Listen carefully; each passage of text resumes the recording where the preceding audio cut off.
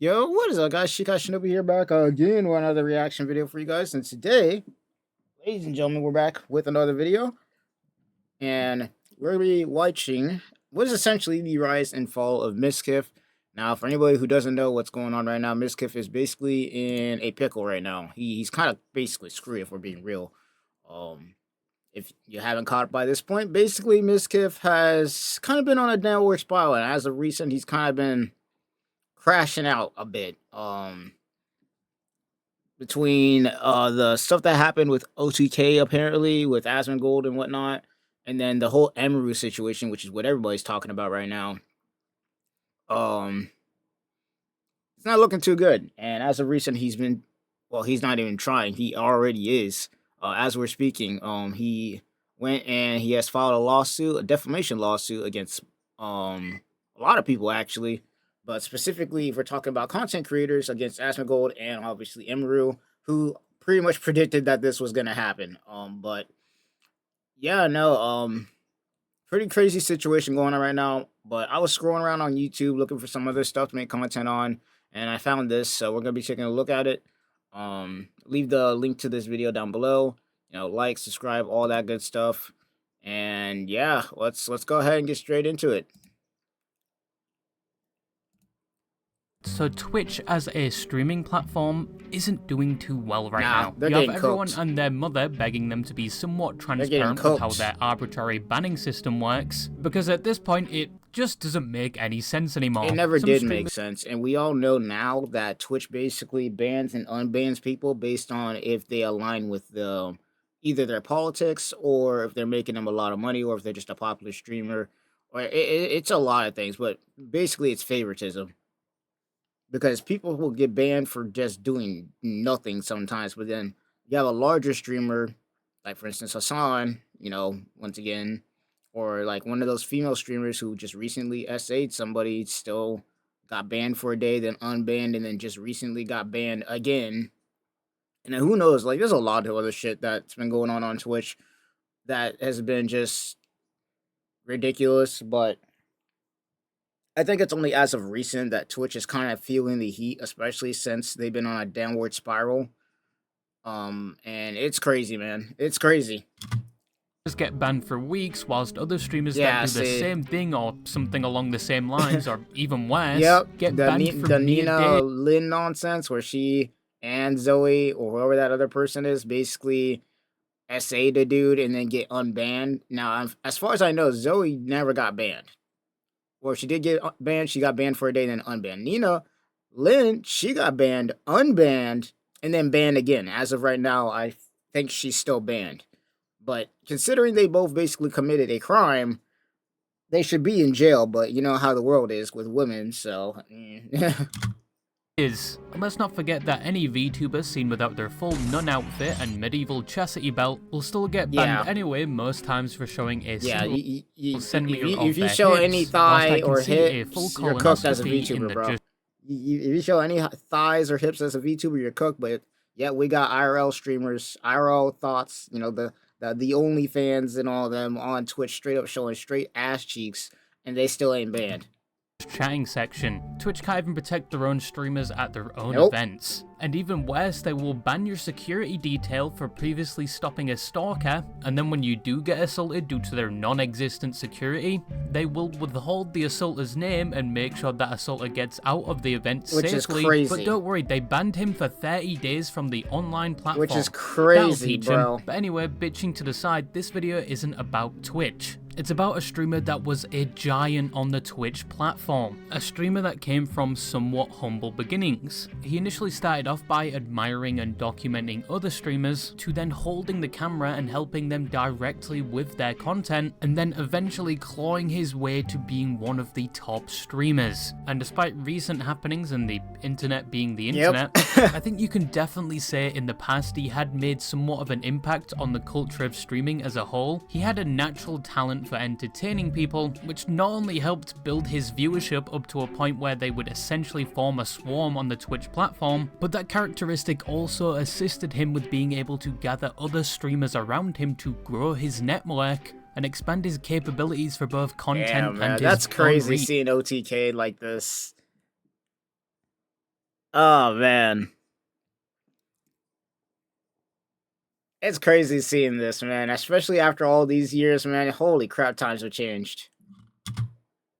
Often being able to interact and inject himself into multiple different communities on the Twitch I did not know platform. he And watched for a majority VTubers. of their time on the platform, they were revered by both viewers and other content creators. Yes, some people didn't like his content or him as a whole, but at the time those critics were a minority compared to the vast amount of positive praise that surrounded him. However, over the years and with many controversies... See, here's my thing when it comes to Mizkif. Like, if we're talking about my knowledge of the dude, I'm gonna be real with you. I didn't know anything about this dude at all. I heard some stuff here and there, but as far as Twitch is concerned, if we're talking strictly that, I didn't know anything about this dude outside of maybe OTK and seeing him every once in a while with Asmongold whenever they did their streams. But outside of that, I didn't know anything about the dude. I thought he was just another, oh, there's another big streamer out there. Okay, I wasn't in his chat. I didn't know anything about the dude. And then Emru comes out with this whole thing about all this stuff, and then like it's like the deeper you go down the rabbit hole, it's like, God damn, this dude as of recent has just been spiraling for real. Surrounding his name, and with recent events, that perfect reputation is currently a far cry of what it used to be. Supposed friends and associates have distanced themselves from him and turned against him, including those that have worked with him for years. A past clip or news story is brought to light daily, revealing that the character this person was crazy, on camera dude. potentially wasn't too far detached from their actual personality. Like straight up, when people started digging, because I don't think people were digging in this guy's past that much to where people cared so much. But when people started digging after Emru called him out, and then people started seeing that there was like patterns to how he behaved and how he would treat people. Oh man, it's just a giant rabbit hole, bro. It is a giant rabbit hole. And a lot of the stuff you see it just throughout his streams, which is crazy. Actions displayed as jokes or harmless humor were not just that, but perhaps deep-rooted insecurities what is coming that? to the forefront. And I think from what I've seen, most of this might have to there do it with is. his own ego and potentially prioritizing numbers over other There things. it is. But that streamer is Mizkif. And before we get into what happened recently and important footnotes leading up to it, we need to look at how he began as a streamer nobody knew to one that would eventually dominate the Twitch platform. So, my friends used to call me Miz. I don't know why. It's not because of jizz, it was just Miz.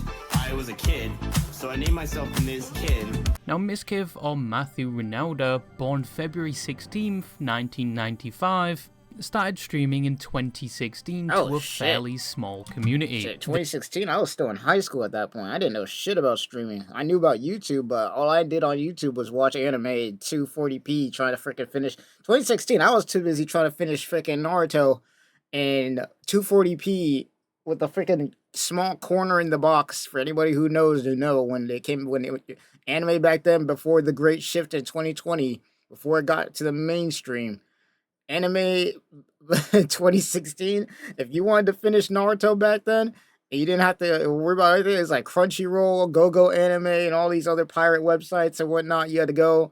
Or if you wanted to watch it on YouTube, it was like, you had to watch it in that small corner in the screen with all the other rest of the crap just blurred out and whatnot. It was ridiculous. The name he streamed under was, you guessed it, Mizkif, which apparently was a nickname that originated from high school, where people would label his older brother Miz and him Little Miz, but eventually people just started calling him Miz, and through accidentally mixing an F with a D when he tried changing his name on World of Warcraft, to Miz Kid, but instead wrote Mizkif, and the name stuck from there. Also, just to clarify, Emily, who comes on his stream and looks exactly like him, like they were cloned from the same genome and claims to be his sister, isn't actually his sister. They aren't even related at all. I found that out yesterday. I don't know who this is, but all right. I don't know who I don't know who this Emily person is, so all right. I probably should have guessed that when people started sending her other content to him live on stream, but anyway, I digress. What other content? Back then, Miz would mainly stream World of Warcraft and just chatting with whatever this was. I don't think OnlyFans existed back then. Wait, what? At this point, Miz was in college studying finance whilst he streamed. but he Ain't would no leave way, streaming bro. behind when he would eventually graduate no around way. 2016 to 2017, and he was going to work at Vanguard, a very well-known investment management company, but he would never actually start that job at Vanguard, due to one, developing a heart condition that was not helped by the Adderall he was taking at the time. Found out I have this thing, it's called viral myocarditis, which pretty much what it means, I've had a virus in my heart. I do. I have a virus in my heart. It's still there. When I was in the hospital, my doctor told me, he said, you can't take Adderall anymore. The Adderall probably f***ed your heart for 5 years straight, and you never did anything for it. So I'm not able to take Adderall anymore, which means I can't do my job at Vanguard. So I'm like, what the f*** do I possibly do? And two, because he had to move to Florida due to his family's financial situation. Shit. I mean, yeah, it could always be worse shit. I got arthritis, rheumatoid arthritis specifically, so I just can't have certain shit. Or I can't have a lot of it, or else my body will start basically swelling up out of nowhere, and it hurts. A lot.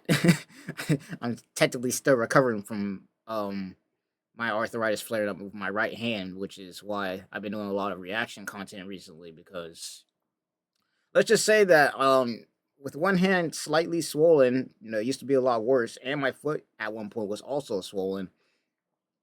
Yeah, it kind of sucks trying to move around. Now, Graham said it's getting better, but yeah, damn. It could always be worse, though, apparently. My mom got a job offer, a really good job offer in Florida. My parents moved to Florida. We went all the way from Jersey, I had to pack everything up, and we went to Florida. And with all of this going on, he decided to try something he always wanted to do, which was making YouTube videos. People he surrounded himself with at the time thought he had the humor and personality for it, but he didn't know what type of videos he would make yet. He eventually settled on making documentary-like videos, but on streamers, because this type of content saw a surge in popularity around 2016. And it's more likely if he made a video on a streamer, they would react to it, increasing the views and attention to his channel. So he uploaded his first video at the start of 2018, titled Who is Tyler One? A documentary on the streamer Tyler One. I remember this dude. This is the dude. This would be the dude, Tyler One. This is the dude who be yelling whenever he plays like League of Legends or some shit. How do I shut it off? How do I shut it? Damn. But the video got no views. See, I wouldn't be doing that, me personally. Me personally, these PS5 controllers, these PS4 controllers be costing too much money. These Xbox controllers, these controllers in general be costing too much money for me to be doing that. Every time I think about raging, because don't get it wrong, I think about raging sometimes when it comes to some of these games. I just look at my controller, I look at the price tag, how much it costed me to get that shit, and I'm just like, yeah, you know what, I'm just going to set this gently down, I'm going to grab a pillow and throw it somewhere instead. Because I'm not about to waste no money buying myself another one. And no streamer was reacting to it, so he decided to reach out to people associated with Tyler to see if they would watch it. And still nobody watched it. Well, except one streamer, a streamer I like to call Tyler-1. Oh, well, who's this? It was Tyler One's brother, E-Rob, and he loved it and encouraged his stream chat at the time to send support to that video. And from there, Miz started making more of these videos on other streamers, and they took notice. Was known in school for his extremely bad ADHD and terrible SpongeBob impressions. Man, I'd watch that if this guy wasn't an idiot. First of all, I wasn't born in Lake Villa. Cringe compilation. Are you kidding me, dude? I'm out of here, dude. Yeah, Ninja, fuck me, dude. It's been a while since what is Ninja still streaming? Or did he just straight up retire? Because honestly, he's a millionaire. He's a millionaire. He could retire anytime he wants. Did he retire or some shit? Because I haven't seen this dude in a minute. I remember when Fortnite was a big thing. Holy crap, this guy was everywhere.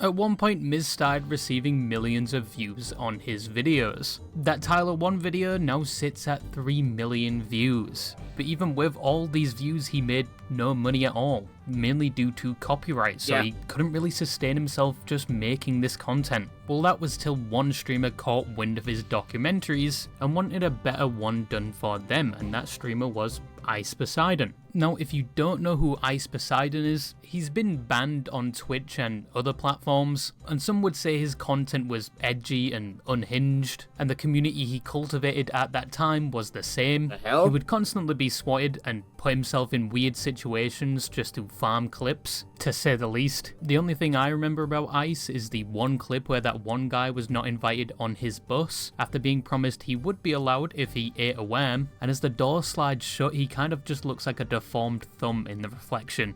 Dude, Paul, is it cool if I come, man? Come on, you said I could come on earlier. Same people as before, we don't have enough seats. You said and I just ate a worm and That's crazy. Dude, it's sketchy. That's some crazy ass shit, bro. I would never do that. Hell no.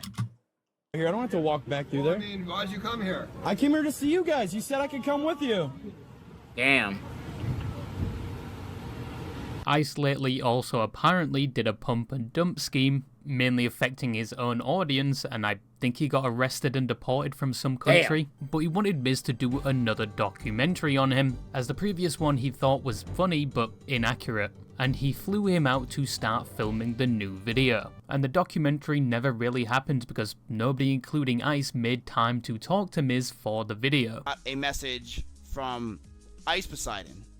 And then this is where things get fun. Come over and make a documentary or like a video. I'm like, oh! He's like, yeah, dude, I'll fly you out. I'm like, cool, you're gonna fly me out. So I was broke. I couldn't fly anywhere. I fly myself out. He gives me his debit card. It gets declined. Damn. So he's like, I'll pay you back. I never got paid back. Damn. I go to the house. We start chilling. And I'm like, See, all right, I would be getting pissed at that point, because hell no. I don't know how much plane tickets costed back in 2018, but hell no. let's make a video.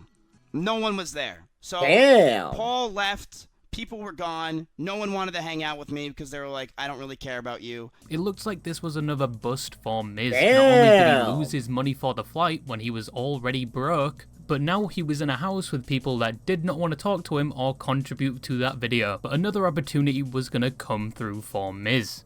Instead of being the awkward guy nobody was talking to in the group, he became the awkward guy nobody would talk to, but he would be the cameraman for the streams and content. Yeah, that documentary was dead and buried at this point. Miz was the cameraman for the Ice Poseidon 2018 RV trip, and he eventually blended in with the group well, not only being the cameraman but also a part of the content at times. And things were going alright in terms of your average chaotic Ice Poseidon stream, until the Horseshoe Bay incident, which was on the 11th day of the RV Now, for trip. anybody, if you're wondering why I'm not commenting a lot right now, it's because I don't know anything about any of these dudes at this point. Bro, like, y'all don't understand that when it was around, like, I didn't really start getting into streaming or hell, even making content, I would say, arguably, like, seriously, to where I started noticing people until, like, maybe 2019. Ish, maybe. Well, I don't know. Cause see, here's the thing. I watched a lot of YouTube when it came to like the anime streamers or whatnot. So I knew people like Heavenly Controller, Afro Senju, Lotus Asakura and whatnot. But I was never into like the IRL streams or anything like that. Like I never cared about any of this. So I don't know much about any of these dudes or their past, which is kind of why we're watching this video. They were at a resort in Texas known as Horseshoe Bay, and Ice brought everyone along, including his ex-girlfriend, who he was secretly dating again. And the reason it was a secret was because his community absolutely hated Damn. her. And the chat was not happy to see her, and Ice saw this and quite literally threw her under the bus, Damn. claiming she was stalking him and the things they were doing privately leading up to this meant nothing. They also caused a Damn. lot of problems for the staff at the hotel, getting thrown out of their rooms, fighting each other off camera, the police getting involved, and also some viewers were calling the resort causing a disturbance. There was plenty more that happened, but after this, Miz decided to go off and do his own thing. Shit, He smart started idea, streaming bro. again in Whoever July this- of 2018. Whoever this Ice streaming Poseidon well dude was probably causing way too much trouble, dude. That's too much heat over there. World of Warcraft and just chatting again. Most people were only there for the just chatting segment where E-Rob would be the butt of all the jokes. Yo, what's up? Who's that? Is that Tyler? Is that Tyler 1? Who is that? I'm gonna go. That's E-Rob, don't crazy. turn on the cam. What are you doing? How much do you sell your patties for? What? He would also interact with many up-and-coming streamers and popular streamers at the time, like Moxie, Lakari, Russell, Greek God X, and Mitch Jones. This was peak Mizkif content at the time. Everybody loved how he interacted with other streamers, how he interacted with his chat, and just how he behaved in general. And he started seeing a lot of attention because of this. By the end of 2018, he was averaging 1,000 viewers per stream. Hey, that's not and too it would bad. only go up from there. This would be the type of content people would know Miz for, and would become his staple in the future years. However, going back to 2019, he would move into a house in Texas with other streamers, like Russell, E-Rob, and Darion. Little side note, but what the fuck happened to Darion? I have not seen him in years. Who knows? Anyway, but There's a Mizkif lot of would old continue. streamers from like the OG days of YouTube or Twitch who have just kind of fallen off the face of the earth and you never heard from them ever again. It's kind of crazy if you think about it though. Continue to grow, farming clips with his usual behavior assisted by his entourage of friends, which said entourage would only expand as he moved to Texas. We saw him interacting with streamers like Esfand and Soda Poppin', and then later on Maya Higa, an up-and-coming streamer that based her content around animals, and had caught the attention of the internet, or at least livestream fails, apparently acquiring the title Scuffed Pokemon. Damn. The two of them would eventually start making content together and then get into a relationship. Chat, we're roommates. We're dating. Those are the dodo bird? Oh yeah. Not that. Yes, it is a dodo bird with a hat on. That's crazy work, Around this time, dude. Mizkif was now a 6K Andy. But despite things going well for Miz, mid-2019, something unexpected would Oh, boy. happen. He would be hospitalized due to an adverse reaction and accidental overdosing on what he called sleeping pills. His heart rate would shoot over 150, which with his previous heart condition was not a good combination. He gave me a pill to try to help me sleep. So I'm like, okay, I trust this kid. I've trusted him my whole life. He's like, it helps me sleep. I'm about to fall asleep. I start doing this. Literally just, I'm no troll. Just start doing Yeah, that. see, And whilst being transported to the hospital, Miz would say something that would alarm the staff transporting him, resulting in Mizkif being sent to a psych ward for a week. So I said that, and they are liable. Once you say that anything about death like that, you are liable. So while I'm sitting there shaking, they're like, yo, dude, can I get your autograph or my Steam profile? So I signed it. I didn't know what the hell was happening. I started asking them the questions. They said, oh, they didn't tell you? Nope. What's going on? You're going to a psych ward. Later, he would say this had adverse effects on his mental health, Damn. and that July through to September, it felt like he was putting on an act to seem like he was fine. And for July and August and September, I put on such an act on stream that I was happy when I was miserable. Like, I would get off stream and I was either... It was so weird. But his community would rally around him and show him support in this dark yeah, time. that's kind of And crazy going getting forward- thrown into a psych ward for who knows how long, dude. That's kind of crazy. I'm not gonna lie. That's some crazy ass shit. Like, if I'm correct, psych wards are for like, crazy people and shit, right? Like that's kind of nuts. But Mizkif could be seen everywhere. He was on the Trainwrecks podcast, The Raj Show. He was inviting most of the top streamers on his stream. You could not escape Miz around this time. He moved house again, which came with a new setup, and going into 2020, his content continued to evolve. He did Pokemon pack openings, he invited guests to come on his stream, and on his new podcast, and he was averaging well over 14,000 viewers per stream. He was now considered one of the big boys of Twitch. Also around Yeah, this the time, he OTK would thing. co-found... This is kind of when I started hearing about him. This whole entire thing with OTK when he got it with Asmongold and all the rest of them. Yeah, this is when I started hearing about it. Found OTK, or One True King, a content creator group that involved Miz, Asmongold, Esfand, Rich Campbell, and Tips Out. And in later years would add people like Gearschlack, Tectone, Emaru, Soda Poppin', and many more. However, in the present day, a lot of these members have left the group either due to controversy... OTK now, compared to how it was before, man, it's definitely a shell of its former self. They've lost a lot of their members, but it's still there. or they just moved on. This recently included Mizkif himself.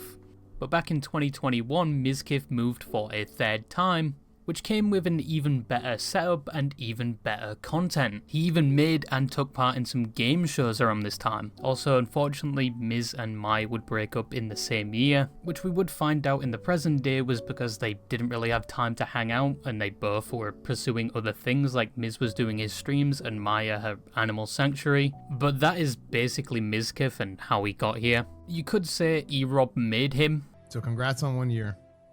And thanks for being one of my best friends. Oh,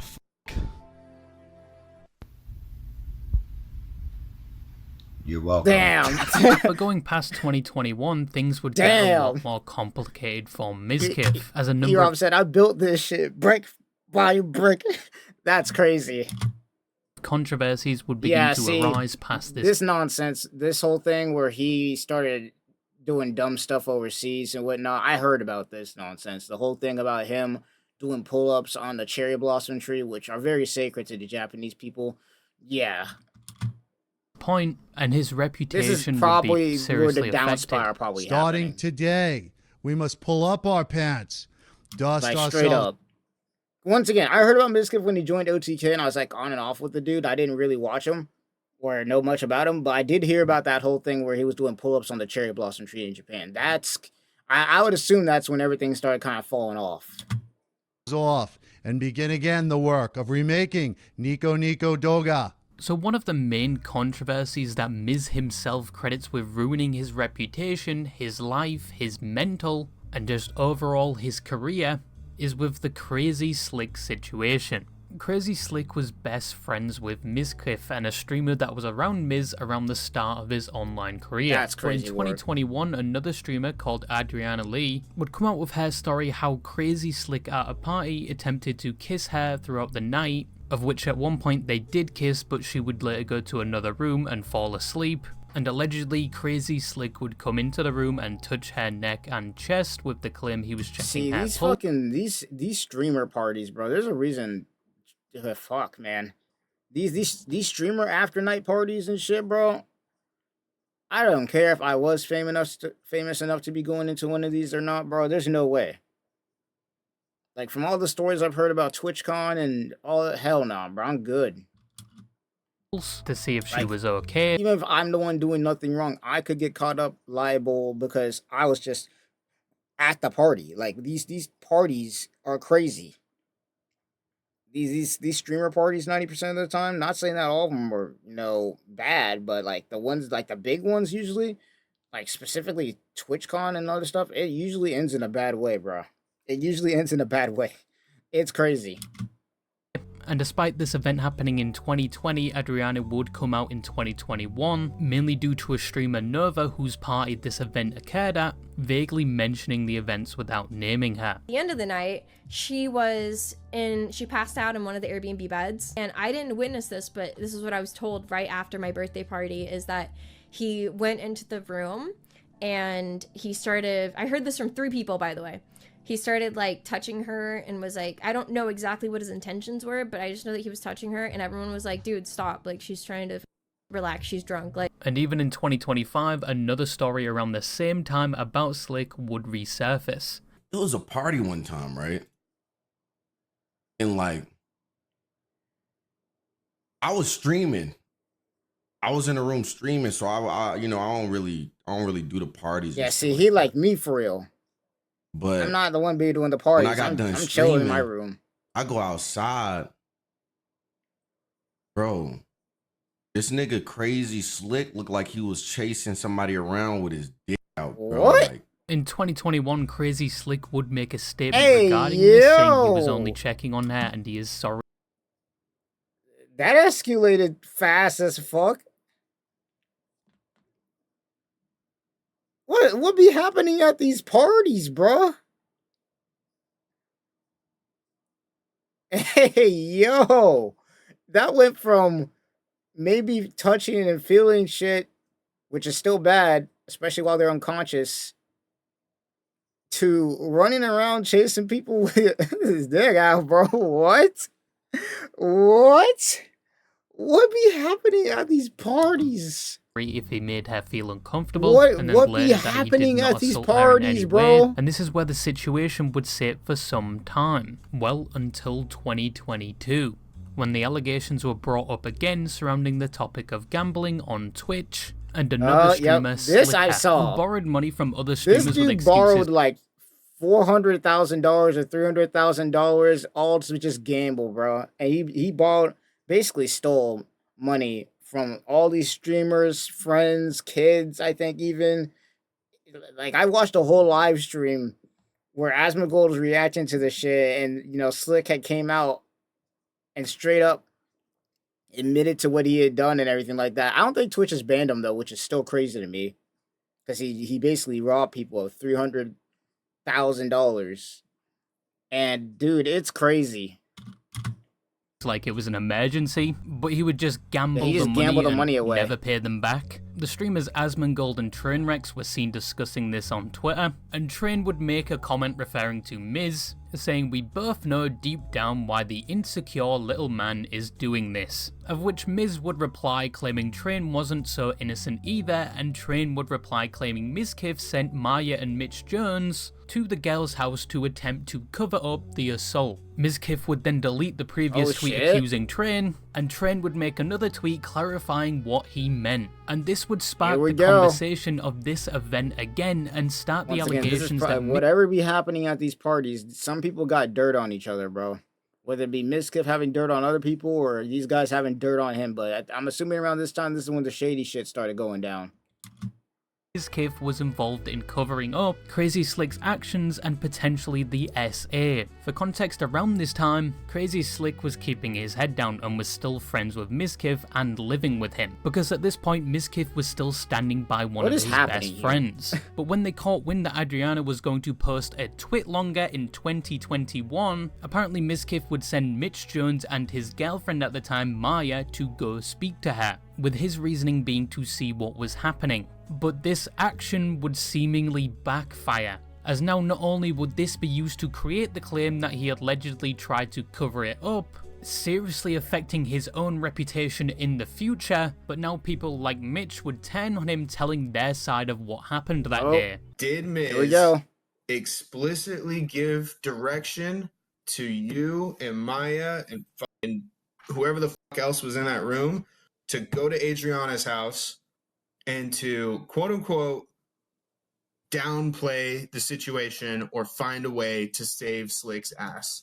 Yes or no? The answer to that is yes. There you have it. Now, admittedly, Mitch Jones isn't the most reliable source of information, because his relationship with Mizkif is a confusing one. They seem to be friends one minute and then absolutely hate each other the next. Even more recently, in 2024, Mitch Jones would come out saying Mizkif assaulted him in 2023, long after this, in which a video was released where it looks like Mitch Jones started the fight and was apparently on drugs or drunk, and Mizkif allegedly punches him off camera. So Mitch Jones isn't really the most reliable source of information, but Mai would also come out with her story. Probably had a conversation that was like, are you sure you want to do this? Do you want to say anything, or do you just want to do it anonymously? She said that she wanted to come out with a statement. She said she wanted to talk about it. I was fine with her, the twit longer, fine, right. She was going to write a twit longer. And I asked her if she thought that Slick her or assaulted her, and at the time we agreed, or at the time she said no. Okay. And then she wrote, to be clear, he did not rape or assault me, but his actions did make me uncomfortable. She wrote out the whole twit longer, she showed me it, and I said thank you for including that. I didn't think of it as honestly, I didn't think of it as assault at the time, the way we were talking about it, what had happened. And she said that she didn't feel like it was like that. And was there a power dynamic in that situation? Because I'm a bigger streamer, yes. And I feel bad about that. It wasn't my intention to introduce that to the situation. I wasn't trying to impose that on her. I wasn't trying to pressure her, or like force her into saying something. But did it naturally exist? Yes. All I went there for was to ask her if she had been assaulted. She said no. I asked her if she can include that. and See, that's like I don't pretty know much what all. it is, but for some reason, I can't say this for sure, but you will never see this kind of drama with smaller streamers. Like, we're specifically talking about streamers or how even YouTubers, you will never see this kind of drama. I don't know what it is, but whenever people be getting, big into streaming or whatnot, for some reason, people just be getting themselves into controversy and shit. Like, I have yet to see a large streamer who straight up hasn't gotten themselves into a controversy or hasn't been involved into a controversy or some shit. Whether it be something they did or then something they're involved in. I don't know what is up with that. Like, nobody's perfect, obviously, and people make mistakes. But I don't know. Me personally, I feel like that if I was to become a big streamer or a big content creator, I'd want to stay out as much trouble as possible. I don't know. That's just me. That's just me. For some reason, especially these IRL streamers, I can't. It doesn't make any sense to me. All that happened. Also, Ice Poseidon joined in, coming out with screenshots showing Miz had said slurs in 2018, which more people questioned why he was holding on to these screenshots or didn't say anything about it earlier. Clips also began being shared of Mizkif previously talking about the situation and speaking light of what happened. I don't think there's a single person that we used to hang out with that doesn't hang out with Slick anymore because of what happened. I actually think there's literally none. Because the reality is, worst comes to worst of it, it's fucking like harassment, right? Yeah, and see, this kind of lines up with what happened recently, if you really want to go there. When Emeru came out with the statement that she came out with when it came to Mizkif, then Mizkif turned around, basically repeated the same thing that Emeru basically said, and then, but basically kind of toned it down a bit. Like, basically made light of it. It's like, oh, that didn't really happen, or no, this did happen, my bad. But, it wasn't exactly like that. It was, it was something different instead. Like, hey, this adds up, honestly. I mean, like, no one, of what you can deem of it, it's sexual harassment, That's whatever. still bad. At a low scale, it's not really a big deal. That's still I bad. don't think people really get it. That sounds crazy coming out of his mouth because that's still really bad. Worst case scenario, it's SA. That's still bad. That you could go to jail for that kind of shit. And it gets even worse because Destiny leaked a call he got his hands on with Mizkif, Asmongold, XQC, Mitch Jones, Trainwrecks, and Barry, who apparently was there when Mitch and Maya were talking to the girl. With the call occurring after the Twitter argument, this call confirms a number of things, mainly that yeah, Miz did send people to her house to talk to her, but in his own words he was doing it to get information because Crazy Slick was his best friend and he did not want to lose him. I want you to listen to the scenario. I woke up. I remember the whole day. This was one of the scariest days of my lives. My best friend in the whole world, Slick, is getting accused of, people are saying he's about to get canceled. I run in his room. Maya's crying. I'm freaking the fuck out. I'm hyperventilating. Mitch is there. We're all trying to figure out what the fuck we can do for my best friend, right? I care about Slick. I fucking do. I love the guy. And people were telling us, mainly Barry, that, yo, Adriana Lee's about to come out with some shit. I am freaking out. And I'm literally crying because I'm saying to myself, I'm going to lose my best friend. I'm going to lose my best friend in the entire world. Maya's upset. Mitch is sitting there. We're all freaking out. So then I try to get answers. I try to get, what is Adriana Lee thinking? What is going on here? What's happening to my best friend? I wanted to know. Your best friend is getting canceled, man. I'm sorry you want to act. I'm sorry you just want to act. Basically, Maya gaslighting Adriana the whole time. Basically saying, are you sure this is what Slick did to you? You're pretty drunk. You wouldn't remember it. Are you sure? That doesn't sound something like Slick would do. We know Slick. And then she was like, if you tweet longer, Crazy Slick, this won't be good for your streaming career. Knew like the situation and how to play it to benefit his friend and wanted that to happen. That is what Of course, yes. he's my best friend. Of course I want to make sure we can have the best And then he friend. just admits it. He just admits it. Damn. Having concern for your best friend is one thing, but doing all that to make sure that you make your friend look good even though he did something potentially really bad, and then admitting to it on stream is crazy work, dude. all right, all right. We can have the best way possible to make sure that Slick is okay and everything goes away. So I was we- ready to lose Slick though. Just to think that I wasn't ready to lose Slick is you're out of your mind. If Maya went there and said, yeah, I talked to Adriana and she's like, Slick 100% did what she did. I don't even remember what he did. But if she said that, I was ready to lose Slick. That I sent Maya there because that you knew how to play it to benefit you. You don't think that's bad? Well, I think that every single person is going to do something that's beneficial towards them. Asmongold, not in covering up a rape or a sexual assault. And that's what I'm really trying to Asmongold's voice sounds understand. completely different now. Jesus Christ, this better was.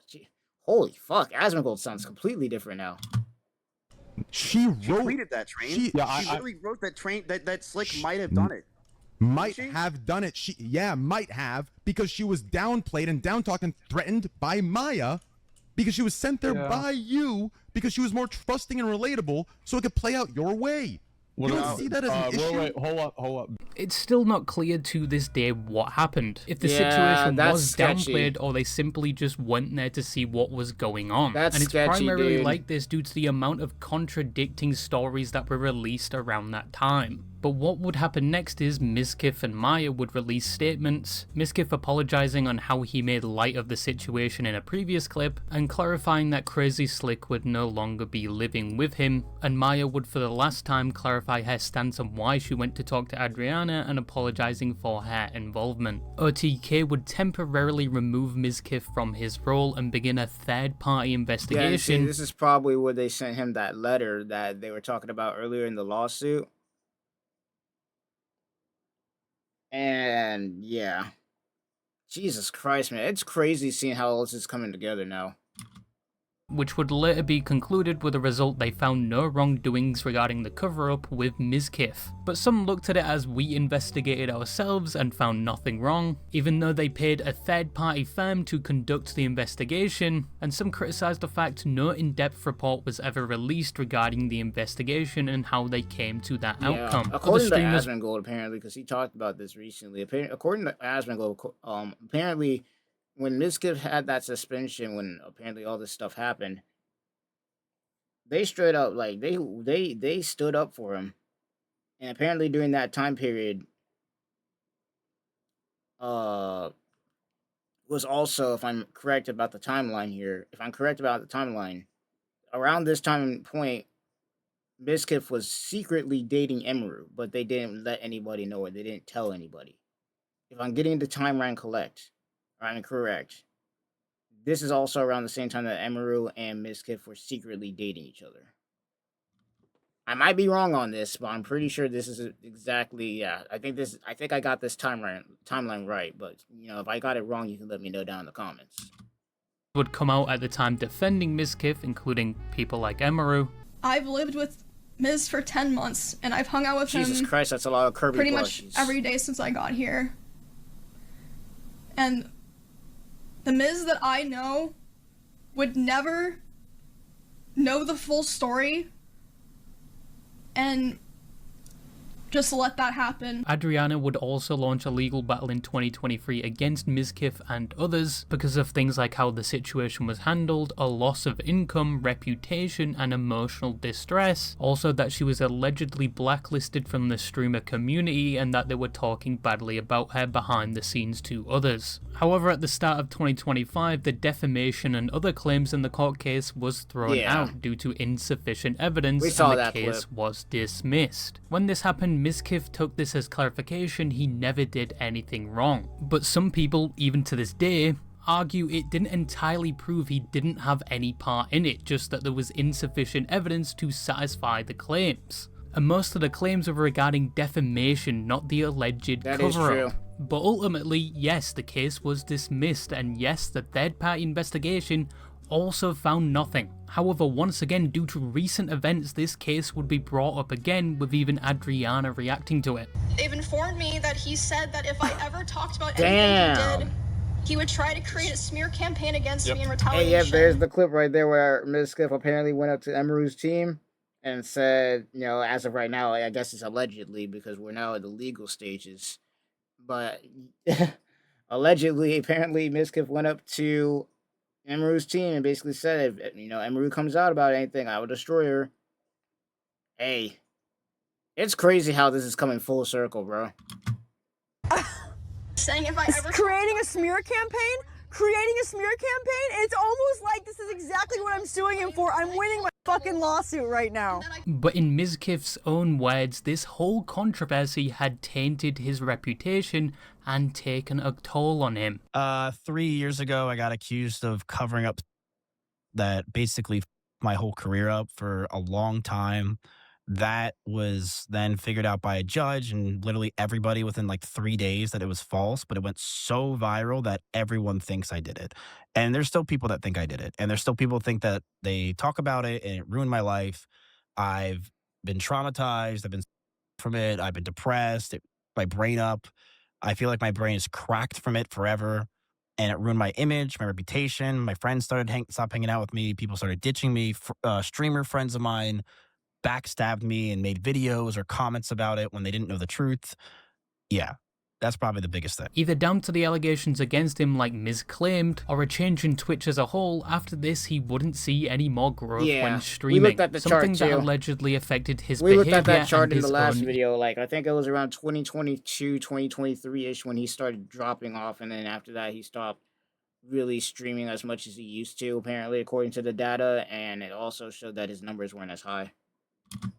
Ego severely, which people as of recently are claiming you could see in his content that's at still the time. crazy to me. Outbursts or weird behavior which most thought at the time was him in character or just a joke, but now people look at these interactions differently. With that whole entire thing about him admitting, even there's like a clip out there of Mizkif literally admitting to the fact that he would get jealous or that he would get mad when people who he knew or people that he were dating, I guess Maya and an Emru situation got more views than him, that he would just get pissed the fuck off. It's some of the craziest shit I've seen in a long time. I know that some people are really, really obsessed with analytics and viewership and everything like that, and considering that, you know, you're a content creator, it's fine to care about that shit, but when it gets to a point where you start hating on your partner, especially if you're in a relationship with them, or hating on your friends for having more viewers than you, or having bigger numbers than you, that's when it gets to a point where it's like, okay, buddy, like, you need some help. You need some actual help, bro. It's nuts, dude. Situation was with the Japan tree incident, where in April of 2025, Mizkif would be in Japan and would begin doing pull-ups on a cherry blossom tree, which if you did it anywhere else, nobody would have really had a problem with it, but in Japan it is seen as very disrespectful, especially if you are a tourist. And this came out at a time where foreign streamers this was really bad, because around the same point in time, you had the Johnny Somali. Hey, speak of the fucking devil. There you go, Johnny Somali. You had all these IRL nuisance streamers going around, basically foreigners going into places like Japan, China, and others just being absolute fucking idiots, man. It was really bad around this time period. Coming to Japan were getting criticized, mainly for their behavior. Miz did get a lot of backlash from this, mainly from those local to Japan, and he did issue an apology. So he messed up, he apologized, that's it, right? Well, no. Nope. A streamer by the name of Kahio Shibuya, I probably mispronounced that, who was Japanese and was one of the first people to criticize Mizkif for this, would come out and say after she made her posts about him, he would personally message her, quote unquote, shitting on her, and would only talk about how this affected him and would later delete like that clip. It might play. Hold on, let me let it play. Messages. Oh, yeah, here we go. Him because he sent me a personal message. Yeah, shit on me. Yes, that's why. And it's all about me. You're like 3 me in 3 sentences. Yeah. So I'm like, okay, so your community actually affects you. Wow. I was shocked. And he actually deleted that comment later on. Yeah, it's crazy how basically at this point in time, whenever he would do dumb stuff, he would try and blame other people for why his career or why his reputation was just going down when he was the one doing the dumb stuff. It's kind of crazy. Like a Discord. Yeah, but of course I screenshot it. Because the response I got was, now I have Johnny Sumara cancel me. You don't realize what you've done to me. Please leave me alone. Me. Now all she did was provide constructive criticism, and Miz did not respond in a very mature way, more focusing on how this affected him, which was very different to what he said in his apology, and I think his behaviour in this instance would only support later claims that were about to be made about him. Also, there was accusations that Mizkif was viewbotting, but there was no hard evidence except for what people apparently heard. There was accusations of Mizkif brigading posts on Reddit pages like Livestream Fails, and apparently being involved in censoring any negative posts regarding him on that page. Honestly, considering what, as of recent, what's been going on, I'm not surprised. Well, that's the same thing with viewbotting. Everyone wants to go to the stream. That's why people It is viewbot. true. And that No, I think he does. I think that he brigades Reddit. I think his community brigades like crazy. And like now I feel like, you know, it's going to be hard to do that. So yeah, that's what I would say more than anything else, right? I think that that's really what's going on. And that's what he's doing. Because I didn't post him. But here's one thing. I don't know if this is like Appleboy or Flux, whoever the f these people are. I think they're his mods. If they went and did this, and this is real, then yeah, obviously they're brigading. He's vague setting. He wants people to start thinking bad shit about me and have a negative vibe. Like, yeah, I know why people don't talk to me. Why can't these people just leave you alone? This is kind of crazy, bro. So like, if you see any positive stuff about Miz that has like 100 upvotes, like between like, you know, like 20 to 100 upvotes. Damn. So even his community's out here just. But Mizkif's behavior past 2022 had seriously you know who that reminds me changed. a lot of? It reminds me a lot of Hassan back when that whole entire H3 clip came out, and then, you know, everybody started reacting to it, and he sent his people out to try and brigade, you know, a bunch of people's chats and whatnot. I had a bunch of people in my freaking chat trying to tell me that Hassan was a good guy and he was a good person and shit. It was some funny ass shit. This is after the trash taste crap that happened. Because that's how I even figured out about Hassan in the first place, was the whole trash taste crap. Yeah, it's crazy, dude.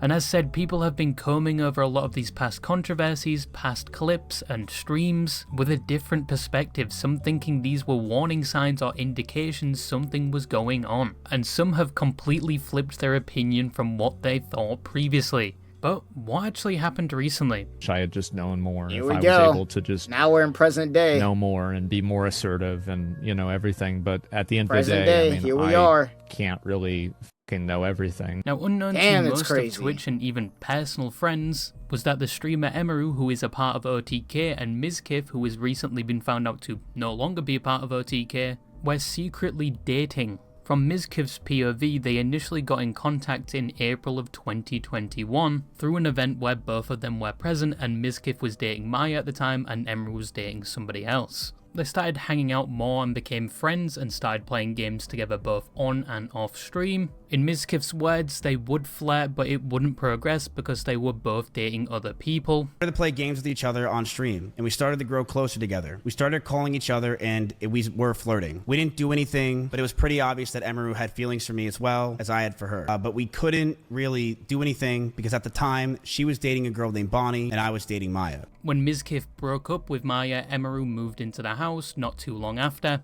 and they got closer, and she eventually joined OTK. In 2022, Emaru had her birthday party at an arcade, where a stalker would show up apparently armed, and they evacuated the event. Both were shaken up about it, and in Mizkif's own words, they were trauma bonded, and they started dating not too long after. That's not good, by the way.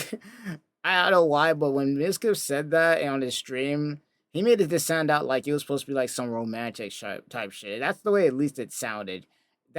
Being trauma bonded is not a good thing, dude. Me and Emmy were terrified. Oh, here it is right here. And on the way home, I grabbed her hand and she grabbed mine. And we knew we were trauma bonded and we didn't want to let go. Yeah, he out here trying to make that shit sound like it was romantic. Hell no, bro. That shit, that's bad, dude. That's really bad. This from everyone, the people they lived with and close friends, because he thought there would be implications if OTK found out he was dating her, to the point where they apparently had a doggy door between their rooms so they could see each other. We had a doggy door between our rooms just so we can hide it from everyone else, including my roommates. We would lock the doors to avoid our roommates finding out. Now, Mizkif's account is the only one that has been released going into how these two met and eventually started dating. Emeru hasn't explained her side of the story of how they met, so take it with a grain of salt, I guess. Yeah. Moving to October At 2025, this point, we gotta take everything Emeru with a was grain doing of a salt. stream where they would take an RV to TwitchCon and stream it. In said stream, Emeru would break down saying she's grateful for her community, but the last 2 years have been very hard for her. I've never talked about this because I never wanted to bring it to stream. I don't know, Emeru, bro. I'm gonna be real. I don't watch her or anything like that, but from what I'm hearing, bro, she's been through a lot these last 2 years, man. That's rough. But honestly, this has been a really hard year for me. Honestly, Now, you gotta think about it. Between the Mizkif shit, and then on top of that, the TwitchCon nonsense, bro. I'm the luckiest streamer Man. in the world that I've gone to go as far as I have. Now, people watching this at the time assumed it was to do like a previous stalker situation, not what was to come. Yeah, When they this reached TwitchCon, she would be situation, assaulted bro. due to Twitch being This Twitch. this and she would basically also was the catalyst right here. This is where everything This is like the equivalent of when Iron Mouse came out and said that freaking V Shoujo stole $400 million from a fucking immune deficiency foundation fundraiser, bro. Like, this is like the catalyst. This is where everything just the floodgates just flew open. Because it went from Emeru talking about this to basically just coming out about everything, bro, when it came to Mizkif anyway. This was the floodgates right here, bro. This between the TwitchCon thing and this, oh man. Shit just hit the fan so fast.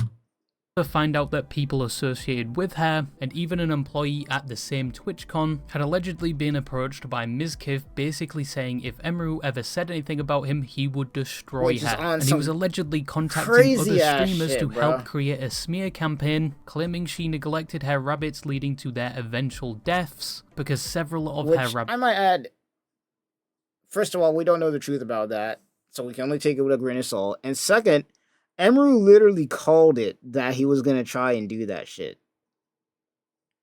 Crazy enough, it doesn't matter. It had nothing to do with what Emeru was even talking about in the first place. Like, what do these rabbits got to do with anything that is even being briefly talked about when it comes to you and her relationship, bro? This shit was so stupid. And the crazy part is Emeru predicted it. Like this dude, Mizkif, thought he was on that Eisen timing, bro, talking about I'm gonna destroy you. Bro thought he was Anakin Skywalker, bro. Like, Jesus Christ. did pass away over the course of 3 years whilst living with him. Is that for a while, oh boy, he has been indirectly threatening me through my friends and people that I work with. They've informed me that he said that if I ever talked about anything he did, he would try to create a smear campaign against me in retaliation. Somebody should have recorded that. I was told that he even approached other streamers who were close with us back when we lived together, asking them if they would join with him, and they all refused. Shit, I ain't surprised.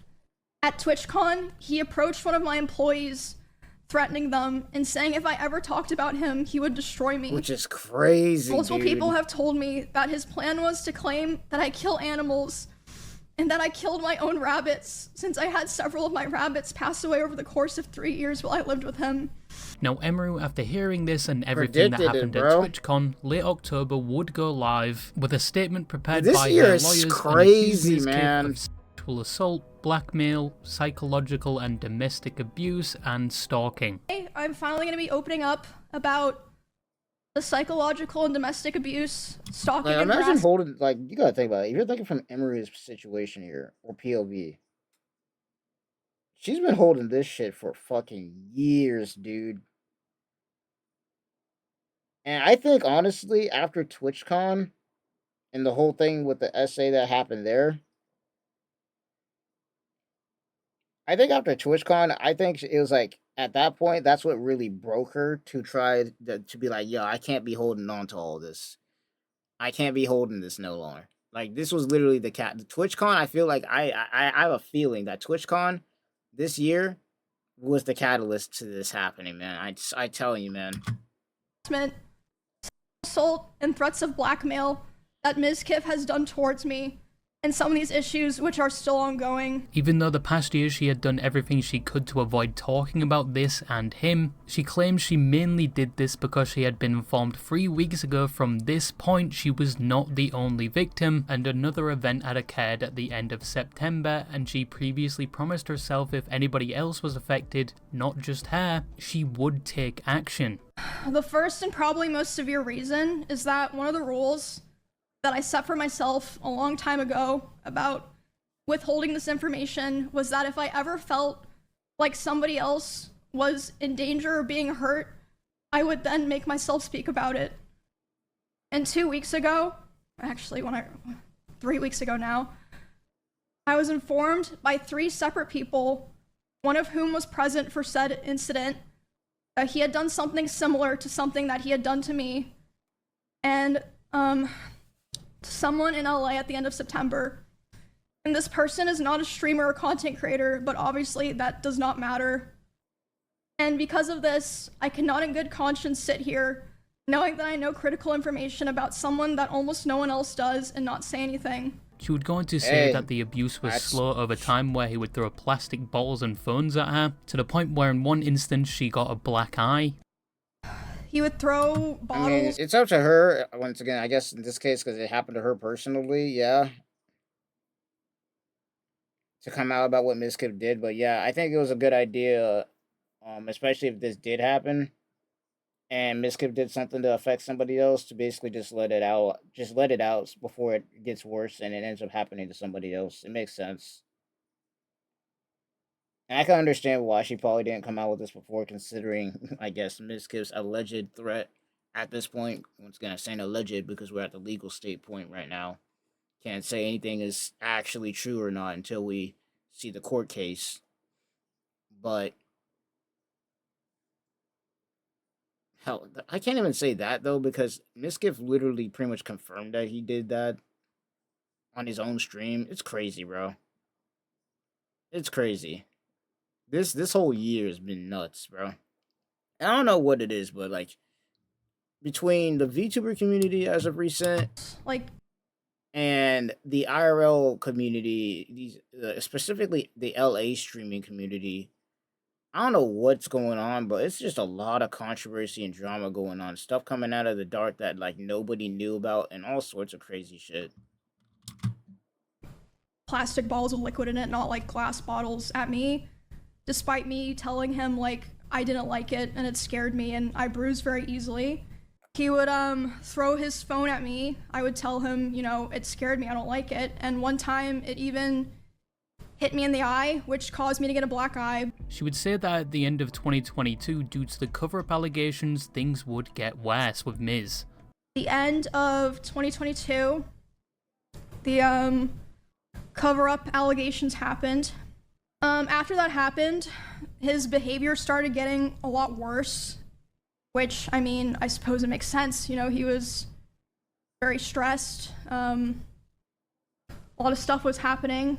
She would also go on to say he was very controlling the things she wore, who she talked to, and that he never wanted her to stream at the same time as him because they shared a community, suggesting he may get less views if she did. Well, it wasn't even let's be real. It wasn't a competition, bro. I'm pretty sure around this time period, Imru, and actually not even around this time period, Imru, as far as I know, has always been a bigger streamer than Mizkif, so it wouldn't have mattered anyway if they share if they share communities or not. Correct me if I'm wrong, but I'm pretty sure she's always been there. Like, they did a whole stream charts recently thing.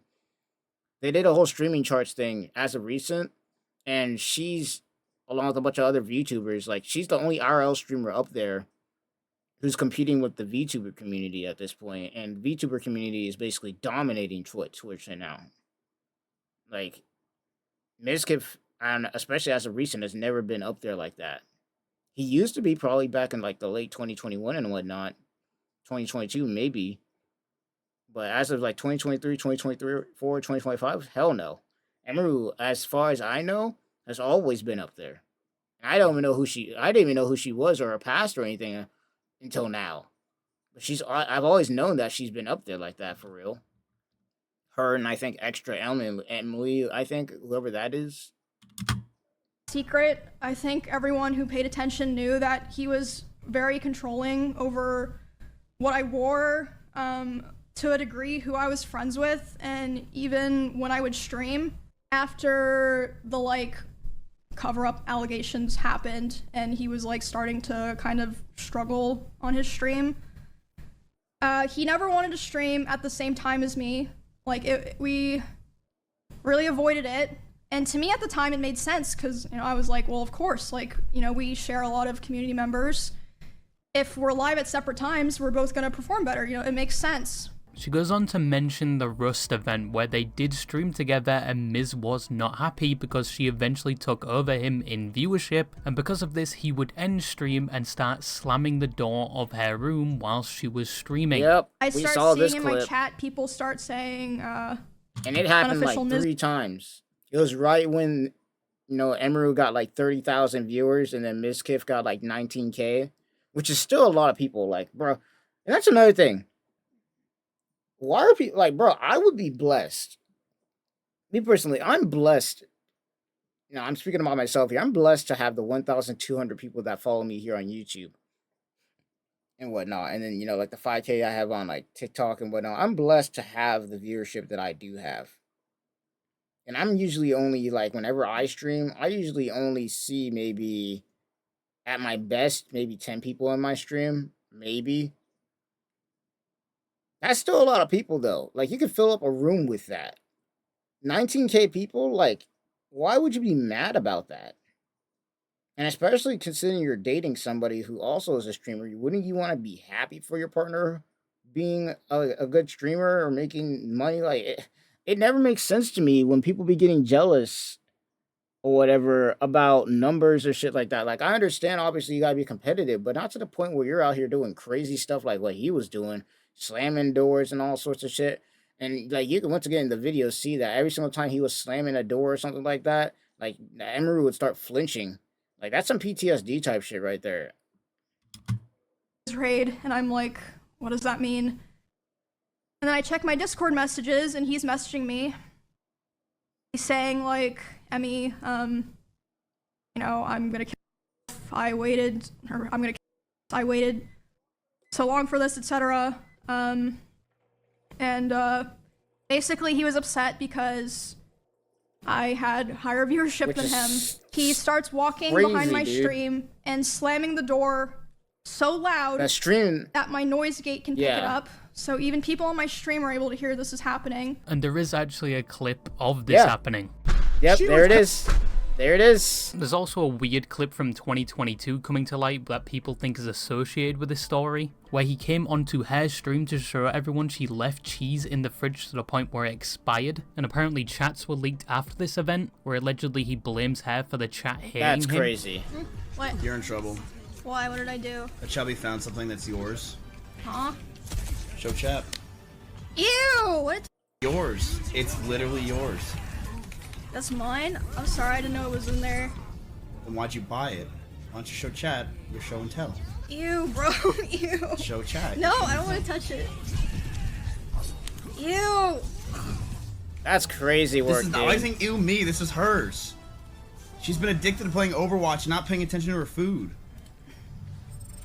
That's crazy work. Should I keep holding it here? No, dude. Throw it away.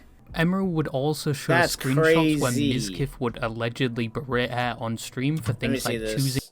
I didn't have another warrior for any of my groups today, and no warriors wanted to join. A girl with 27K couldn't find a warrior. You can anytime just ask.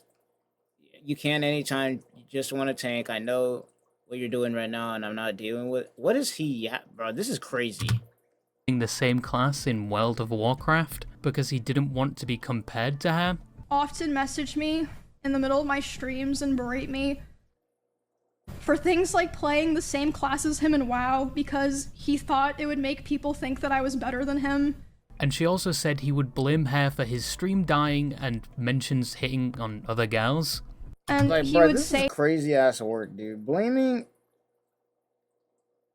other people for your stream being straight ass cheeks, which you still had a lot of people who were watching you, so I don't know why you're complaining. blaming other people for that shit is so whack to me. I will never blame, like, unless it's literally a fact, like straight up a fact that my stream is getting cooked because you did or said something about me or some bullshit.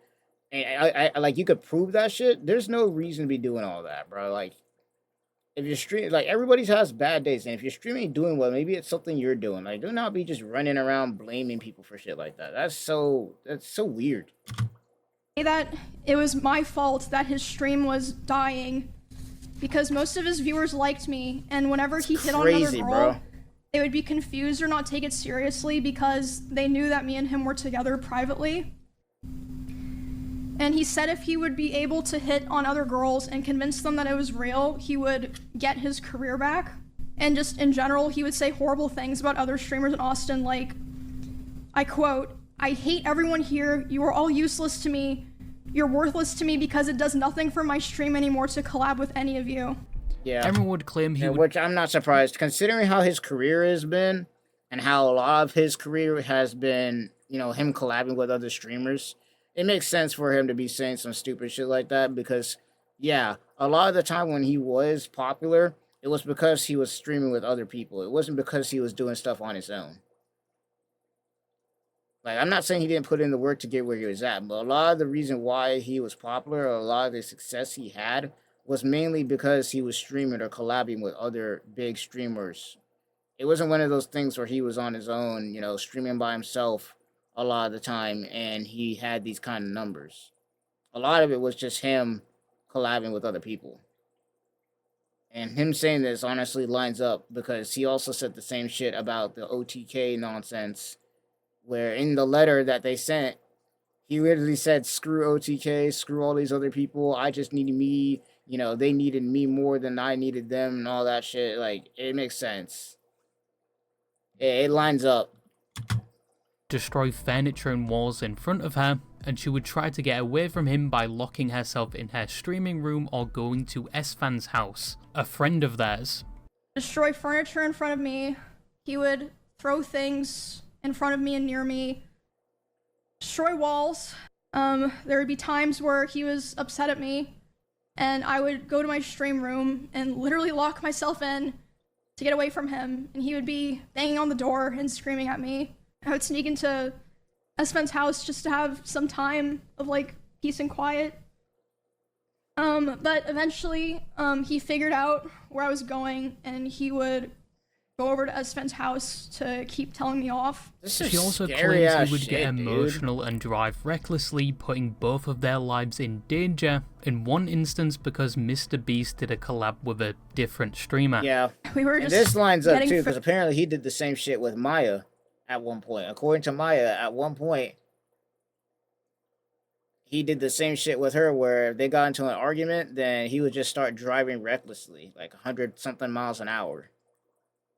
So this lines up.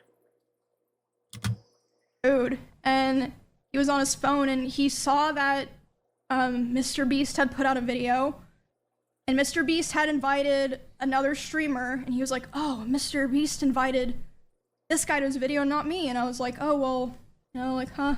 Yeah, and that I sounds guess so. crazy, honestly, for him to take notice of that, because Mr. Beast has been doing stuff by himself or with other streamers for a while. I don't remember him doing any streams or any big people like Asmongold or anything like that, as far as I know. So why it's a surprise to Mizkif that the dude did a collaboration with somebody else and not him is beyond me, but shit, honestly, there was no logic probably going through Mizkif's brain when he said all that shit in the first place, so. Which led to him going 150 miles per hour in the car and talking about killing himself while doing it. This claim would lead others to find another clip where they think Mizkif was being discussed, the clip being Maya Higa on a podcast where she would talk about an ex-boyfriend that would drive recklessly when they were arguing and would only stop when she said sorry. I did a guy that would go like 100 miles an hour on the, like we would fight in the car. Once again, this isn't confirmed to be Mizkif, but let's be real, this pretty much lines up. Like, this pretty much lines up. never my decision. Like, it just always like happened. Like, we just would like fight in the car, and then he'd go like 100, and I would like literally like beg him to slow down. I'd be so scared and I'd cry, and then he would not slow down until I apologized. Also, another clip where he threw Starbucks bags at her. We saw this clip too. 2 Starbucks bags of Starbucks I got you over the past 2 days. Oh my god. Emery would also claim he would get mad when she would outperform him on things like YouTube. Yep. At the dresser, and started He yelling was doing this kind of because- stuff with Maya too. Keep that in mind. Mizkif wasn't only doing this with Emeru. There's clips out there with Maya where Mizkif would literally admit that he would be getting jealous of Maya getting more viewers than him at some point or another. It's crazy, dude. This shit goes way back. Because I had posted a YouTube video within the same couple of days as him, and mine was doing better. Emery would eventually move out with short notice where they stayed in contact, and he would start promising things like he would change or even go to therapy. Finally moved out. It was on very He short definitely notice. lied on that. He would always beg for me to come back, and he would promise therapy and change, and He lied his ass off on like, that. even talk to other people and like kind of present like, oh, I want to change, I want to be better for Emmy or whatever. Yeah, you know? he lied his ass off. And then she recounts one instance where they broke up and he came over to her house and she was crying and he would attempt to comfort her and then kiss her and then eventually it got worse. And he This started is kissing me in ridiculous. my face, and I let him do it. I was still sobbing a lot. And then, suddenly, he tried to climb on top of me and aggressively shoved his hand down my Yeah, pants. that's And ridiculous. I screamed. Yeah. I still can't believe And when I that screamed, he tried jumped that. off me like a cat. Like, I still can't And- believe that he even tried that, bro. That is crazy, dude. Like, whose first thoughts is, oh, you know, I'm trying to comfort somebody. Let me just stick my hands down their pants, dude. Like, who thinks that? That is on some crazy ass shit, bro. That is some crazy ass shit, bro. Like, who thinks that? Who thinks to do that? instead of And apologizing especially or as a checking, dude in 2025, bro, like, that's just asking for, like, that's a whole case right there, dude. Like, as a dude in 2025, you doing that type of shit, you just asking to go to jail at this point, bro. I've seen dudes, I've seen or heard dudes go to jail for doing less than that. And yet this dude out here just doing the absolute freaking most with this crap, bro. Like, Jesus Christ. if I was okay. He said, I feel weird now. I feel like I did something wrong. I have to Shit, go. you And he think? immediately left my house while I was still crying. She also claims how he would coach her not to say certain things and tell her she wasn't abused. How That's some emotional he manipulation never shit. physically abused me because he never hit me. And he would coach me and tell me to tell people or other streamers who were asking about it because they were concerned. He would say, tell them that I never hit you. Make sure that they know that I never hit you. That's an Emery emotional. would That eventually is fully cut off that's Mizkif when he emotional eventually abuse went type to shit, Japan to reclaim his views, as she puts it, and she claims he would spam her phone, talk bad about her to other people, and in one of the messages he apparently used AI to craft an apology to her. He has attempted to contact me over watch 40 this. times. Over 40 times individually this year in individual texts, Discord messages, Instagram DMs, and phone calls. This would ultimately conclude Emeru's story and allegations made against Mizkif, and previous OTK member and friend of both Emeru and Mizkif, Asmongold would react to this, previously knowing this was going to happen and supported Emeru. Even with these still being allegations, things did not look good for Yeah. Mizkif. His reputation was questionable before this, but now it seemed like everyone, including people he previously associated with, were against him. And what Another makes victim- things worse for him is he straight up pretty much admitted to a lot of the stuff, because when he went and responded to Emeru's video, straight up he, like, her story and his story are basically same story. Only difference is Mizkif tries to downplay a lot of what Emeru said. It's basically the same story but downplayed. He didn't try and change anything. He didn't do, like, it was the same. He basically said the same thing that she did. Only difference is he trying to make it look better, I guess, for him, where it's like, oh, both of us were toxic and, you know, all this other crap. So, like, it, especially, and the reason, like, it's crazy because the lawsuit that he's trying to do against Emeru and Asmongold, it's I don't get how he thinks he's gonna win when he has a whole stream of him basically saying the same shit Emeru did and admitting to some stuff that happened allegedly. It doesn't make no sense to me. Would come out detailing their similar story with Mizkif, and others would just come out with negative experiences they had with him in general. Yeah. However, after Asmongold I ain't really surprised at this point. reacted to Emeru's experience and stopped his stream, straight after Yep. Mizkif would go live telling his side of the story. And in the first few minutes, it seemed like a normal stream. He was doing things like thanking subscribers and talking to chat, but then it takes a shift when he insinuates he's going to go full scorched earth, or as he called it, demon time. It is time to go full demon time. Just letting you know, there is no holding back. Yeah, Who shit, by cares? full demon time, he means basically suing, because that's exactly what he does after this. He doesn't expose nobody. He doesn't come out with nothing. He basically comes out and sues, or is attempting to sue, Emeru and Asmongold in this lawsuit that we got going on right now, which is crazy. But that just goes to show that he probably didn't have anything Anymore. I will expose everything about every person that you've ever known. This isn't the best plan after just being accused of terrible things, and you're about to tell your side of the events where people are supposed to take you at your Yeah. word. But anyway, he'd first talk about how they met and how their relationship evolved. Then he would tackle one of the first claims, which is the throwing of phones and bottles at Emeru, and he would claim he was not throwing it at her, he was throwing it on his bed, and when she said she was uncomfortable with it, he stopped, and even showed a demonstration of how he would throw it. I'm brushing my teeth. Right here. Look at me. I would throw my phone on the bed. Later on, he would say Emeru was also violent because she would throw plushies and clothes at him, Which is and he would fucking, it's apples to oranges. Like, bro, you getting a plushie thrown at you versus you out here punching holes in walls and shit. That's two completely different things, dude. respond by slamming doors or punching holes in the walls, and that yes, he would say that he would harm himself, but Emmy would do the same. I'm ashamed that the situations got so bad, but Emmy was also violent.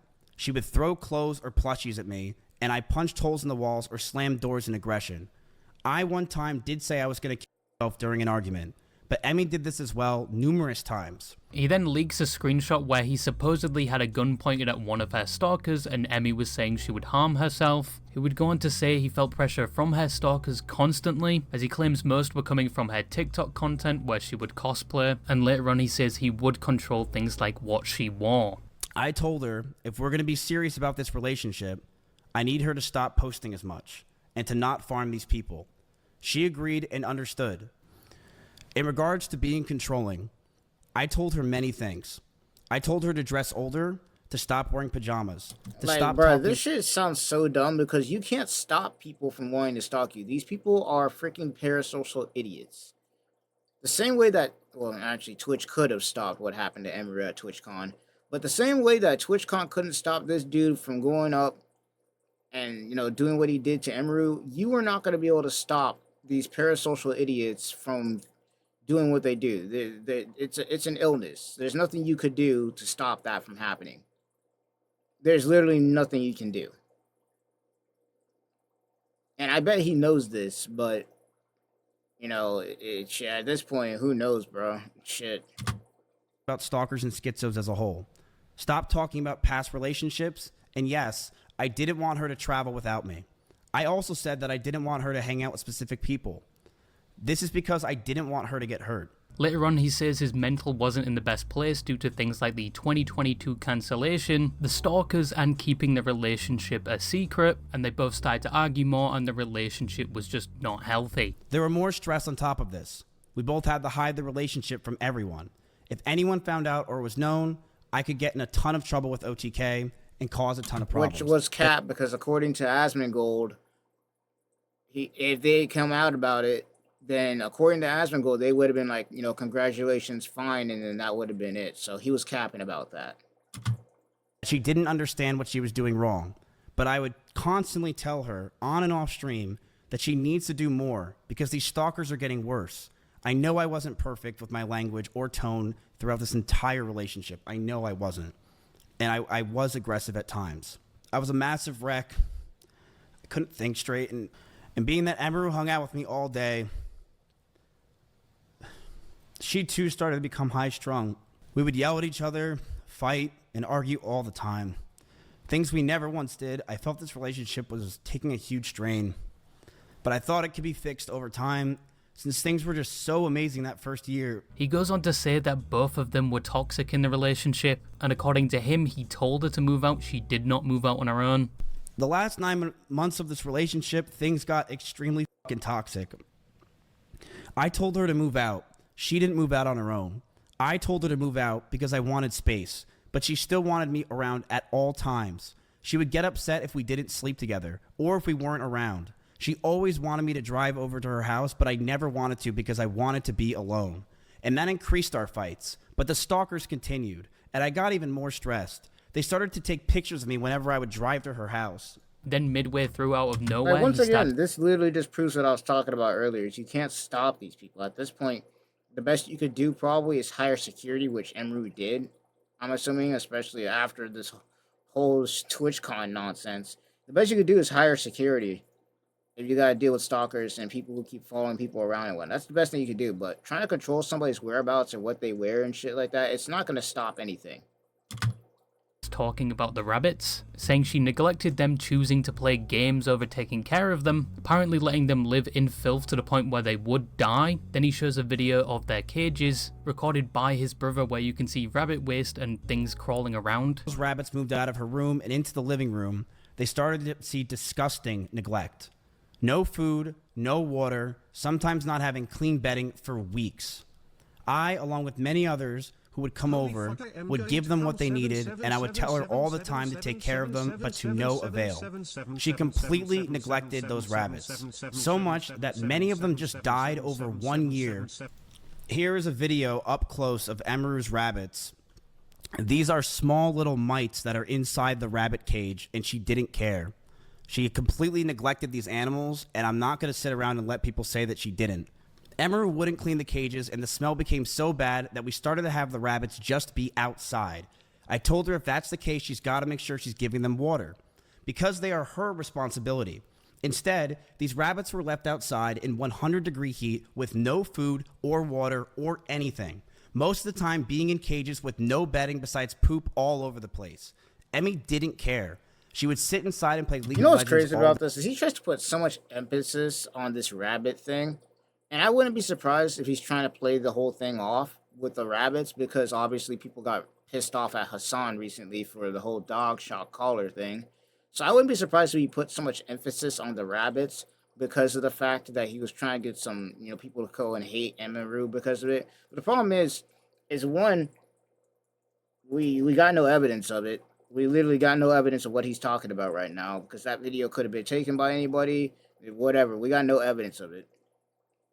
But then on top of that, what does that got to do with half the crap that you were doing to Emeru? Like, what does that got to do with it? Nothing. He would then talk about the alleged essay, which follows a similar timeline to what Emeru said, with the key differences being Emeru saying they were not together at the time and that Mizkif came directly to her house. Got into a heated argument, and I broke up with her. We broke up for about a month, then got back together because we thought we can make it work. We went to get food at BJ's, a common place where we would get food, and then we went back to her house. We cuddled for about 30 minutes and started to kiss. She said that she was okay with this on her stream, and I started to advance to the next stage because I thought that's what she wanted. How did you even... Like, see, this is the thing that puzzles me. She is straight up crying, dude. Like, this is what puzzles me, dude. In what universe... Like, I don't know, maybe I'm thinking that from my perspective. In what universe, dude? I'm sorry, no. There's no fucking way, dude. There's no fucking way, dude. There's no way you thinking, oh, she's crying right now, so let me go ahead and put the moves on them, bro. Like, what are we doing? She yelped, and I immediately sprung up and was scared if I did anything wrong, or did wrong in general. I got scared and left the house. I apologize if that made Emmy uncomfortable for me not saying sorry, and I wish I said sorry back then. He then says they got back together after this and Emerald decided they should write down what they want in the future. Mizkif said she wanted to get married and have kids, but he didn't, so he handed her back the paper and left for Japan. Yeah, see, this is the part that I think this is the part where he starts just making some fanfic. I think at this point, I think this is all some fanfic type shit. Once again, if this court trial, lawsuit, whatever, ever goes to, like, if this thing ever goes to a discovery, bro, everything's coming out. Everything's coming out. So we're going to figure out what happened one way or another. Emmy had an idea to write down everything we wanted on paper. I'm going to let everyone know that what I'm about to say is very true. This is exactly what happened, and she cannot argue this. One day, after staying over Emeru's house, Emeru made me breakfast, and she wrote down everything she wanted. She wrote she wants me to move closer to her. She wrote that she wants me to marry her. And she wants kids with me in the next 5 years. This is the fanfic type shit. Because no way after all the shit that you did and that, like, those toxic... nah. Hell nah. We are not believing this. And I just looked at this letter that was staring in front of me, and I just handed her back the paper. She began to cry, and I told her, I'm sorry, I just can't do this anymore. I knew we were just beyond the point of toxicity in the relationship, that our trust had completely died, and that we had so many issues that I couldn't deal with it, and I was not mentally well. He does admit he did keep in contact with her because he was worried about why he was being excluded from OTK, and he did message her sometimes wanting her back, but eventually he understood that the breakup was for the best. I have messaged her numerous times wondering why I had been removed from OTK, Discords, and I was very scared because I didn't know what was going on. Nobody was talking to me or contacting me, and I have had so much regret. Times where I wanted to go back, times where I've drunk messaged her love letters, as you saw on stream. But after 10 months, I know we're much better off without each other. He also talks about the car situation, saying he drives fast everywhere, and Emeru did it as well. If you know me, in Austin, Texas, I drive fast everywhere. I drive fast literally everywhere. I'm in an Audi R8 in Austin, Texas, where the freeways are open. I drive fast all the time. Yeah, but that doesn't mean you need to be out there driving at 100+ miles per hour with somebody else in the car. Like, if you're doing it by yourself, fine. But, I don't know, this might be just a rule for me, but if I have somebody in my car, bro, fuck no. Because I'd rather be responsible for if I do something stupid to myself, rather than be responsible for somebody else's life and I do something stupid to myself. Hell nah. I mean, we were in cars with each other all the time. I remember one time when she was picking me up from the airport and she was in her blue Corvette and she started the speed when we were on a straightaway when she was getting mad and she stayed quiet. He also then talks about his fixation with viewership. I've been massively obsessed with streaming and viewership over the years, and it's disgusting and it has ruined my fucking life. It is something that I am envious of others. I am angry at others because of it. It makes me jealous when I see others doing well, and it has made me realize that I am I'm never happy for someone else if they're doing much better than me.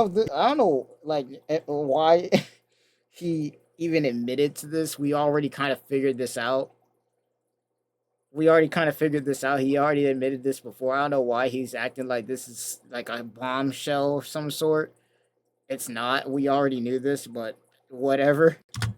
It's a serious problem that I am still working on to this day, where I'm a competitive dude, and I think I'm very competitive with streaming because I really care about it a lot. I've sunk my whole life into this thing. And he then talks about him going up to her staff at TwitchCon.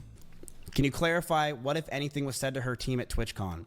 I said that if she goes after me, then I will go nuclear, and that is exactly what I said. Finishes off by saying he wishes her the best and he believes some of the things were exaggerated and that he is not going away and he will be leaking a lot more things in the future. Truly hope nothing but the best for Emmy. I know she said a lot of these things today and I do believe a lot of them were false, but I do hope nothing but the best for her. I'm sorry that any of this happened. Going to defend myself in these situations. I'm not going away. I have no plans to go away. And I believe a lot of the situations today were absolutely exaggerated. I have dozens of photos and videos, calls and messages as well, if she has them. I have things I will be leaking over the next few days of other people, of other things. I have a lot of messages that I have that I'm going to expose as time goes on, because I do believe that this is a time to go buck wild. So basically, he indeed did not do that. He instead decided to sue Asmongold, OTK, Mythic Talent, Emiru, and I think one other organization of some sort. Stream Mizkif said the relationship with Emiru was toxic on both sides. He admits he was controlling and aggressive at times, but denies the serious allegations made against him. He claims they were both in a bad mental state, that some accusations were mutual or exaggerated, and he claims she was neglecting her animals. He could then be seen in his Twitch offline chat saying he took a number of things during that time, like steroids and mushrooms, in attempts to fix himself, and he had a terrible mental state around this time, and he's off those substances now and is trying to get better. And in the coming days, he would never drop those bombs he said he was gonna drop. And I personally think he really can't now. He can't. Because he At this point, it's too late because he already filed the lawsuit. And if this does go to discovery, once again, everything is going to come out. Everything. From text messages, Discord calls, whatever. If there's something there, it's coming out at this point. Like, it's already too late. Which, once again, was why I said in the last video that I reacted to, talking about this lawsuit, he probably didn't even have any truth bombs or truth nukes to talk about in the first place. Because otherwise, why would he have done this to start with? has now started a legal battle with Emiru, Asmongold, OTK and Mystic Talent, and obviously if he dropped those bombs now, it would probably affect his case. However, the reaction to his response stream wasn't in his favour. It was not. A lot of people did not believe him and thought he was admitting to a lot of what Emiru said, and a lot of people mentioning she was right, he did use the rabbits, and many focused on that comment where he said Emiru was also violent, and then listed how she would throw plushies and clothes at him and he would respond by punching walls and slamming doors. Yeah. With Yeah, see, here's the memes. many people pointing out the methods of aggression weren't really in the same ballpark. It seems past friends and OTK members are on Emiru's side, or are staying silent regarding the situation. A video imitating this event through South Park was made, with Mizkif being the butt of the joke and it went viral. And the people named in the video changed their profile pictures to the characters that corresponded to them, which I think is a bit telling. Regarding the rabbits, some people clarified rabbits can die from almost anything, and there was a clip posted around 2022 around the same time showing that the cage was fine. People would point out it was a bit crowded, they did need a bit more bedding and maybe better ways to keep cool, and somebody close to her did come out saying she takes good care of these rabbits, and a lot of her rabbits were born with defects. Well, there you go. So Mizkif was probably, like, when it comes to the rabbit shit, according to other people outside of him, according to other people, Emiru was doing what she needed to do with these rabbits. Because of where they were bred, and basically says even though they did come with defects, she would go out of her way to take care of them. And they also said rabbits poop 200 times a day, so their cages can get messy quite fast, and that they believe the video Mizkif took with the mites was taken when she was already long gone from the house. But once again, people did criticize the bedding, the sizes of the cages, the lack of toys, and how they were keeping them cool. So there apparently was room for improvement. She could have done more, but outright knowingly neglecting these rabbits is a claim that is still contended. Oh, this video is an hour long. Jesus Christ. I forgot how long this damn video is. Yeah, fucking god damn, this is an hour long. How long? Gee, I've been recording for like an hour 38 minutes.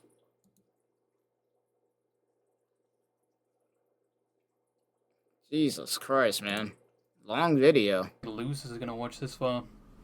Shit, we here, now, boys. I will say I used to watch Mizkif, especially around 2019 to 2020, and in my opinion, that was peak Mizkif content. He was very relatable, funny, and just a joy to watch. and I would say around that time entertaining people was in his blood. But eventually, either due to the controversies or his career, or simply just growing up, he did change to the point where there was a drastic difference between him and his earlier content, and a shift in his mental and potentially personal life. But that's just me as a past viewer. The legal case has just started, and yes, these are still allegations, so remember that. And yeah, why does E-Rob look like that, honestly? That's crazy. That's crazy. But at the same time, that's pretty much it. That is pretty much it. As far as, I guess, as far as what this guy knows, this is basically the beginning and soon to be end, I guess, of Mizkif. As far as his career is concerned, bro, I don't think the dude's ever gonna be just gone. Dude's made enough money to where he could sustain himself, and obviously he's got a loyal fan base. But he's never gonna be, I assume, back to the way that he was, in his, in his big days, in his big years. But yeah, it's kind of crazy, bro, seeing streamers like it's been. I don't know what it is, especially with IRL streamers or like the LA streaming scene, especially as of recent. I don't know what it is, but like there's just been so much drama surrounding LA or IRL streamers. It's kind of nuts to think about.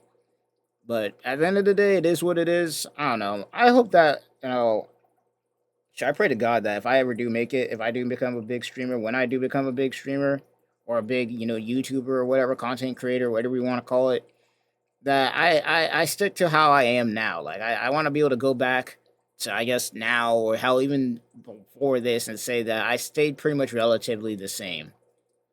Like obviously I'm gonna grow up and I'm gonna have different stuff going on in my life as I get older, but I hope to say, as far as entertaining you guys, my audience, that I had stayed the same and I didn't get myself in trouble with all this controversy and whatnot. I feel like that should be a goal for every content creator out there, or every person out there who's planning on trying to be a content creator, is that just stay out of trouble, man. Don't be getting yourself into all this controversy and whatnot. Like, just do your best to stay out of trouble, because I don't know what it is, but especially as of recent, I've been seeing a lot of this kind of stuff happening. But hey, I guess it is what it is, man. It is what it is. But that's pretty much gonna be it. Long ass video. But I'll see you guys in the next one. Great video by Royalty is here. I'll leave the link down to his video below. Like, subscribe, all that good stuff. And yeah, that's it. Peace.